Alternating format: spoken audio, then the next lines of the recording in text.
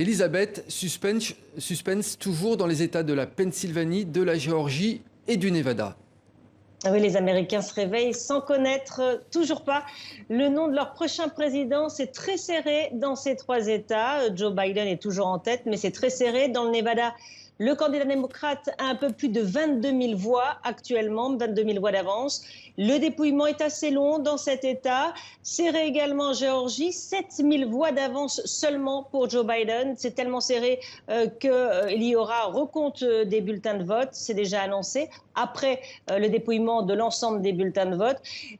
La Pennsylvanie, c'est là que les regards se convergent vers la Pennsylvanie avec 20 grands électeurs.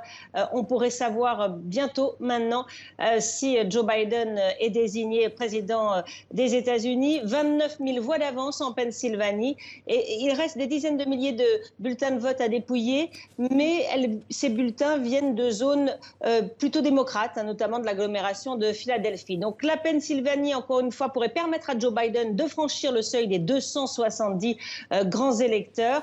En tout cas, il faut un résultat suffisamment solide pour que les grands médias puissent projeter la victoire de Joe Biden avant que les responsables électoraux locaux annoncent officiellement les résultats et bien sûr avant la désignation par le collège électoral. Là, ça sera en décembre. Merci beaucoup Elisabeth Guedel depuis New York.